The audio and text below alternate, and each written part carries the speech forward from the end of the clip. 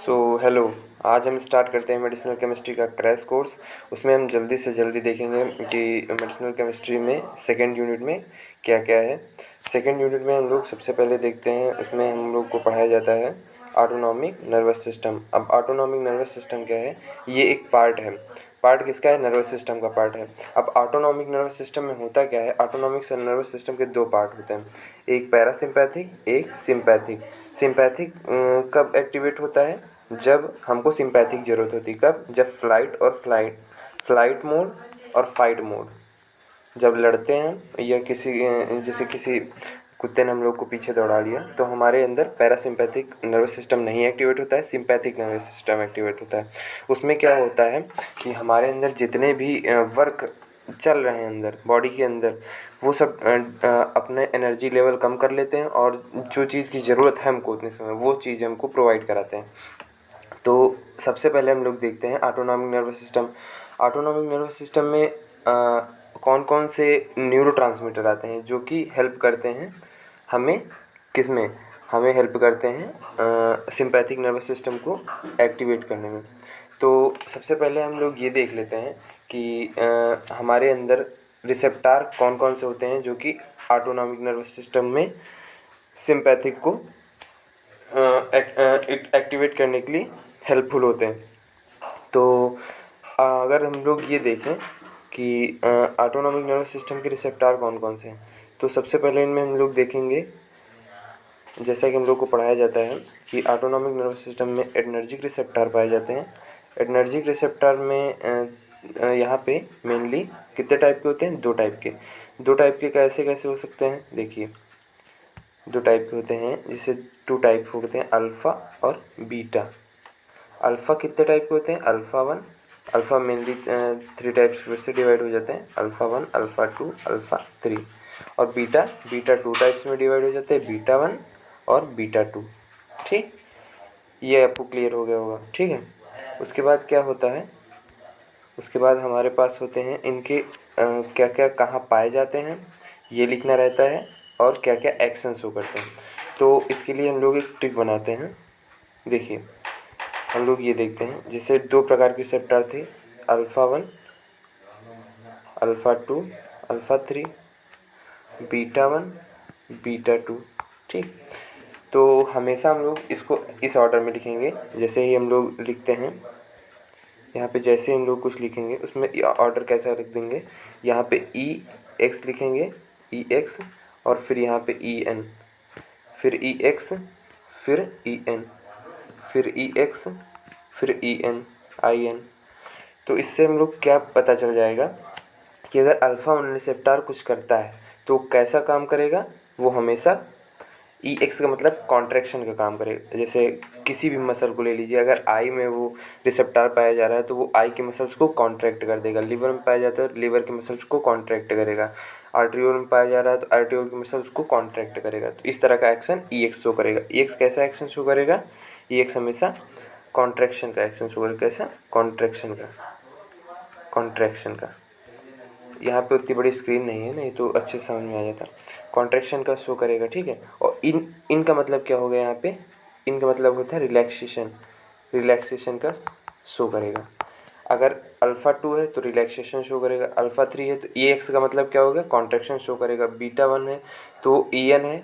एक सिंक्रोनाइज वे में ऑर्डर लिख लीजिए, E X E N, E X I N, E X I N, और E X I N, E X I N. ठीक, इस तरह लिख लेंगे आप तो आपको बहुत अच्छे समझ में आ जाएगा। ठीक, तो ये देखिए हमने यहाँ पे इधर साइड में लिख दिया है, जैसे यहाँ पे लिखा है ई एक्स आई एन। ठीक, तो यहाँ पे हम लोग देखेंगे कि अल्फ़ा वन जो रिसेप्टर होता है वो कहाँ कहाँ पाया जाता है। सबसे ऊपर से स्टार्ट करते हैं, अल्फ़ा वन को आँख में रख देते हैं, उसके बाद लीवर और फिर आर्ट्रियोल में पाया जाता है। और बीटा अल्फ़ा टू कहाँ पाया जाएगा? अल्फ़ा टू पाया जाएगा हमारे ब्रेन में और जो पल्मोनरी क्लेफ्ट होते हैं वहाँ पे पाया जाएगा। और ये वर्क क्या शो करेगा? ये बीपी को डिक्रीज़ कर सकता है। कैसा वर्क कर सकता है? बीपी को डिक्रीज़ कर सकता है। ठीक है। और नेक्स्ट हम लोग देखेंगे, नेक्स्ट हम लोग क्या देखते हैं? Beta one. अभी हम लोग alpha one alpha two discuss कर लिए, क्योंकि अल्फ़ा वन क्या था? आइरिस में पाया जा रहा है, और अल्फ़ा टू क्या है? ब्रेन में पाया जा रहा है। आप नॉर्मल चीज़ें लिख दीजिए जिससे कि एग्जामिनर इम्प्रेस हो जाए। और बीटा वन में क्या है, बीटा वन किडनी में पाया जाएगा, रेनिन, सेरोटोनिन और मायोकार्डियल कॉन्ट्रैक्शन, ये सब चीज़ें वो करेगा। जैसे किडनी में पाया जा रहा है, किडनी में पाया जाएगा तो क्या करेगा, किडनी में सिक्रेशन करेगा। सिक्रेशन कैसे करेगा, जैसे किडनी है, किडनी यहाँ पे होती है, यहाँ पे एब्डोमिनल कैविटी के नीचे, ठीक। तो यहाँ पे किडनी पाई जाती है, यहाँ पे यूरेटर पाया जाता है, यहाँ पे पेनिस पाई जाती है। तो वो किडनी का वर्क क्या होता है कि यूरिया प्रोड्यूस करती है। प्रोड्यूस क्या है मतलब हमारे एक्सक्रीशन का काम करती है। तो एक्सक्रीशन का काम कैसे करेगी, जो फालतू की चीज़ें हैं उनको एक्सक्रीट आउट कर देती है, और जो अच्छी चीज़ें उनको वापस से सक आउट कर लेती है, सक इन कर लेती है, ठीक। तो किडनी भी हेल्प करेगी। किडनी कैसे हेल्प करेगी, जैसे आपको किसी जानवर ने दौड़ा लिया, तो किडनी वहाँ पे क्या हेल्प कर सकती है कि आपका उतनी समय सब चीज़ें रोक देगी। कैसे रोक देगी, आपका सुसु रोक देगी, यानी कि आपका यूरिन टाइम, जिससे आपको यूरिन लगी है तो आपका यूरिन उतनी समय रुक जाएगा। कैसे क्या होगा, उसमें मसल्स जो है कॉन्ट्रैक्ट हो जाएंगी, ठीक। ये देखिए लिखा है ई एक्स। ई एक्स का मतलब क्या होगा, यहाँ पे ई एक्स का मतलब होता है कॉन्ट्रैक्शन। तो ई एक्स से कॉन्ट्रैक्शन शो करेगा। अगर कॉन्ट्रैक्शन शो कर रहा है तो कॉन्ट्रैक्शन करके क्या करेगा, अगर इसकी मसल्स को कॉन्ट्रैक्ट करेगा तो कैसा क्या शो करेगा, कॉन्ट्रैक्शन होगा। तो गॉल ब्लैडर में कॉन्ट्रैक्शन होगा,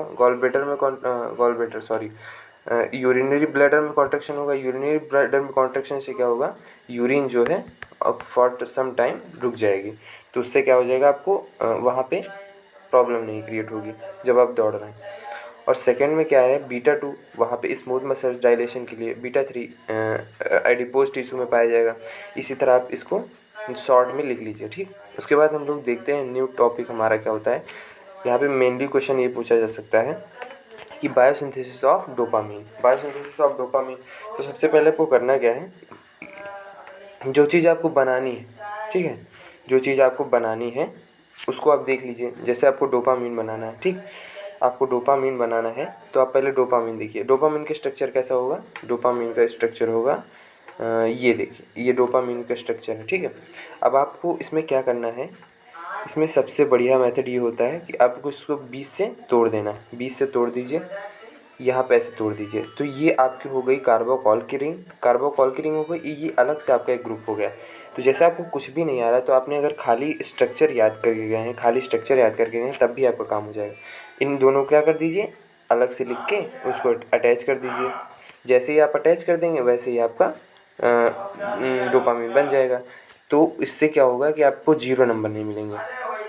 उसके बाद हम लोग देखेंगे कि उसी के आगे अगर डोपामीन डिहाइड्रोक्सिलेज से उसको रिएक्शन करा देंगे तो नॉन एड्रेनालिन बन जाएगा। ये हमारा नॉन एड्रेनालिन होगा।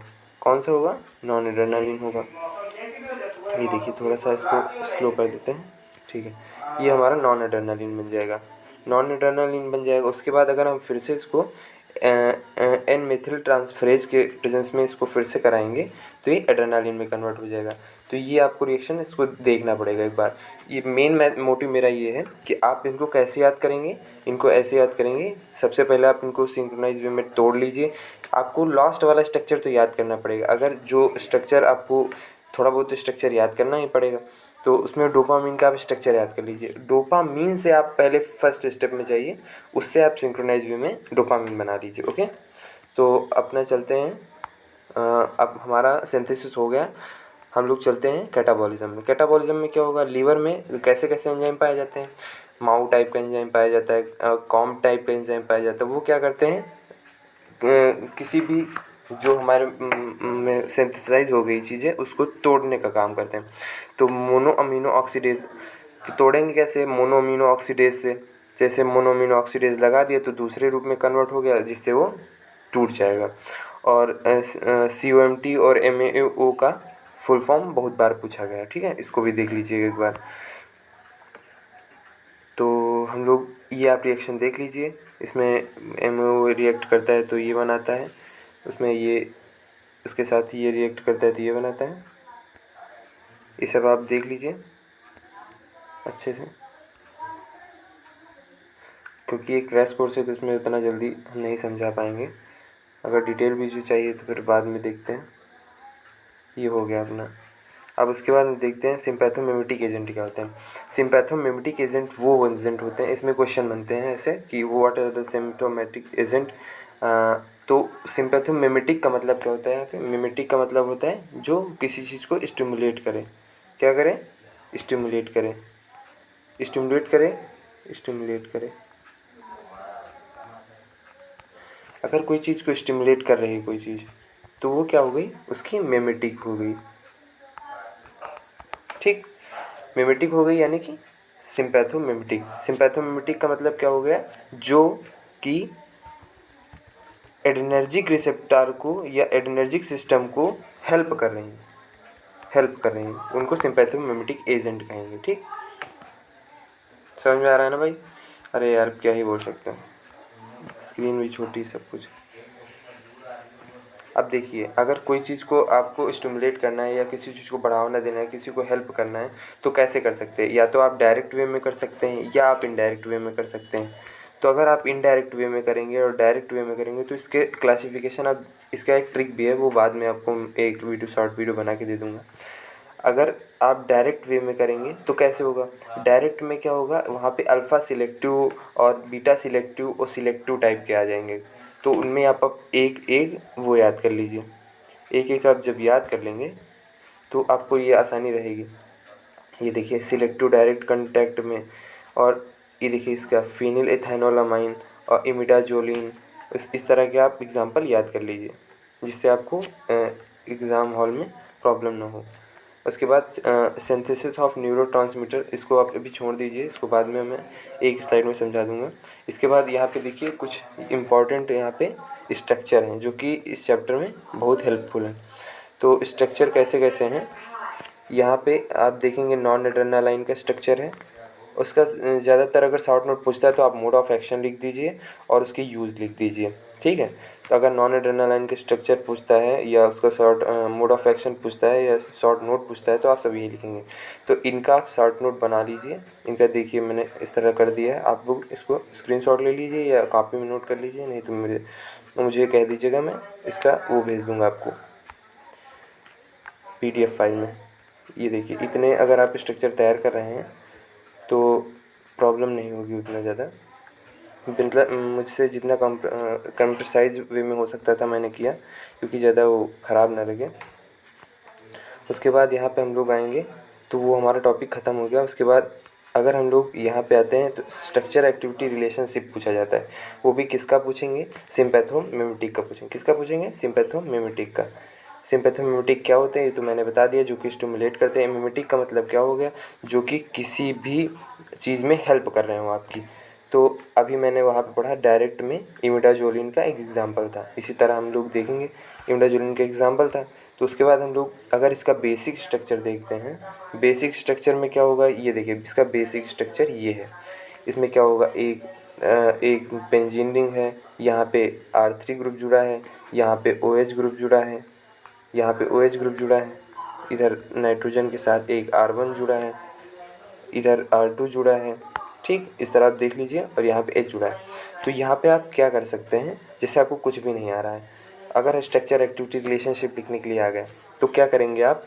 नॉर्मली पहले आपको स्ट्रक्चर आना चाहिए, उसके बाद आप जो जो उसमें दिख रहा है उसको आप पॉइंट वाइज इसेंशियल के रूप में लिखते जाइए। जैसे कि इसमें स्ट्रक्चर एक्टिविटी रिलेशनशिप में लिखना है तो in structure activity relationship of imidazoline we will find that अगर हाइड्रोक्सिल ग्रुप होगा तो क्या होगा? उसकी एक्टिविटी इंक्रीज होगी। कौन से नंबर पे होगा? काउंटिंग कर लीजिए, 1 2 3 4 5 6 7, फिर इसके बाद 1 डैश 2 डैश 3 डैश, इस तरह काउंटिंग करके उसमें लिख दीजिए। ठीक, अब यहाँ पे अगर फैक्ट वाइज बात करें तो फैक्ट वाइज बात करने में क्या होगा? यहाँ पे हम लोग ग्रुपिंग कर लेंगे, जैसे ये कैटाकॉल रिंग हो गई, और यहाँ पे ये अमीनो ग्रुप का हो गया। तो अमीनो ग्रुप में क्या करेंगे? अगर सब्स्टिट्यूशन ऑफ अमीनो ग्रुप करते हैं, अगर सब्स्टिट्यूशन मतलब हटाना, अमीनो ग्रुप को हटाते हैं, तो वहाँ पे क्या होगा हमारे साथ? इन्फ्लुएंस करेगा रिसेप्टर सिलेक्टिविटी, यानी कि उसकी सिलेक्टिविटी को डिक्रीज कर सकता है या इंक्रीज कर सकता है। ठीक है, अगर बल्कि रूप लगा देंगे तो उसकी अल्फ़ा एक्टिविटी, यानी कि अल्फ़ा जो रिसेप्टर होते हैं उनकी एक्टिविटी को घटा सकता है या बढ़ा सकता है? घटा ही सकता है, इसमें घटाना लिखा। मेनली क्या होता है, कुछ भी हो, ज़्यादातर स्ट्रक्चर्स में अगर आप ज़्यादा छेड़खानी करेंगे या बल्कि ग्रुप लगाएंगे तो उसमें क्या होगा, उसकी एक्टिविटी डिक्रीज़ ही होगी। तो आप मेन ये चीज़ लेकर चलिए, ठीक। इस तरह आप देख लीजिए, ठीक। उसके बाद अगर कैटाकॉल रिंग में आप कुछ और चीज़ लगाते हैं तो उसमें क्या होगा, अगर जैसे आप कैटाकॉल रिंग में सोच रहे हो कि ये लगा दें वो लगा दें, तो उसमें भी क्या होगा, एरोमेटिक रिंग लगाएं। तो उसमें अगर एरोमेटिक रिंग लगी है तो इसका मतलब वो कैटाकॉल रिंग है। कैटाकॉल रिंग है तो उसका मतलब एक्टिविटी इंक्रीज़ है। अगर आप एरोमेटिक नहीं लगाते हैं, एलिफैटिक लगाते हैं, तो इसका मतलब क्या होगा, उसकी एक्टिविटी डिक्रीज़ हो जाएगी। तो इस तरह के पॉइंट वाइज आपको बना के लिख देना है। ओके। उसके बाद हम लोग जानते हैं कि एक टॉपिक और आता है alpha adrenergic blockers. Alpha adrenergic blockers को क्या होते हैं, जो कि interaction of norepinephrine with receptor को ब्लॉक कर देते हैं। अगर इंटरेक्शन ब्लॉक हो जाएगा नॉन एपराफ्रिन न्यूरोट्रांसमीटर का रिसेप्टर के साथ, तो क्या होगा, जो एक्टिविटी है वो बंद हो जाएगी। तो ब्लॉकर्स का काम ही क्या होता है, वो एंटागोनिस्ट होते हैं। तो एंटागोनिस्ट का मतलब क्या होता है, किसी चीज़ को रोक देते हैं, ठीक। तो अल्फ़ा एनर्जिक ब्लॉकर्स क्या हो गए, जो अल्फ़ा रिसेप्टर की एक्टिविटी को ब्लॉक कर देंगे, ठीक।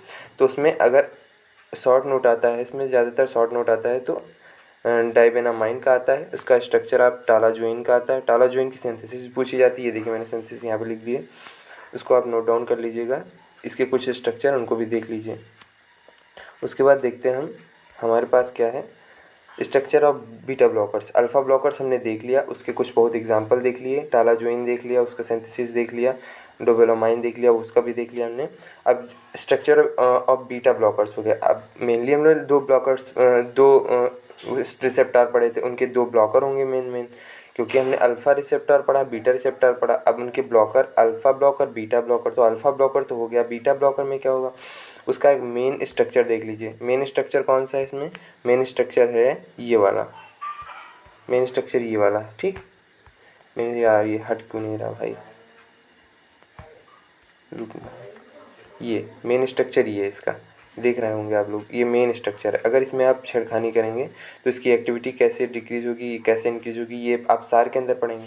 तो उसमें क्या होगा, ये देखिए R1 group, R2 group, R3 group, R4 group हो गया। इनको अगर रिप्लेस करेंगे इस सब से तो क्या होगा, वो चीज़ लिखी है यहाँ पे। अगर रिमूव करेंगे तो क्या होगा, वो सब चीज़ लिखी हुई है। अब इसमें क्या होता है कि आप उनके एग्जांपल लिखने हैं बीटा ब्लॉकर्स के। तो उसमें आप R1 की जगह पर अगर ये रखेंगे, R1 की जगह पे क्या रखेंगे आप, अगर R1 की जगह पे ये रखेंगे और R2 की जगह ये रखेंगे, R1 की जगह ये रखेंगे तो R2 की जगह ये रखेंगे, तो ये आपको ड्रग मिल जाएंगे। जैसे इस्थोलॉल चाहिए आपको, तो R1 की जगह पे ये कंपाउंड रखिए और R2 की जगह ये कंपाउंड रखिए, तो आपको क्या मिल जाएगा, इस्थोलॉल मिल जाएगा। मेटाप्रोलोल चाहिए आपको, तो R1 की जगह ये रखिए, R2 की जगह ये रखिए, आपको मेटाप्रोलोल मिल जाएगा, ठीक। अब इसमें कभी कभी ये भी पूछ लेता है यूज़ ऑफ बीटा ब्लॉकर्स क्या होता है। तो हाइपरटेंशन में, एंजाइना में, एरिथाइसिस में, CHF cardio heart failure, cardiac heart failure, migraine में, ग्लूकोमा में, हाइपरथायरॉयडिज्म में, ठीक। इन सब चीज़ों को आप लिख दीजिए अच्छे से, क्योंकि ये शॉर्ट वीडियो है। और इसका देख लीजिए आप स्ट्रक्चर एक्टिविटी रिलेशनशिप के हिसाब से इनके 2-3 प्रोडक्ट होते हैं, उनको भी आप नोट डाउन कर लीजिए। So thank you guys, because यार इतना जल्दी करना है, पेपर भी आ रहे हैं, तो इसीलिए जल्दी जल्दी में उतनी चीज़ें कवर नहीं हो पाई। बट मिनिममली आप अगर ये अच्छे से वीडियो देखेंगे तो आपका ये तो कवर ही हो जाएगा। Thank you.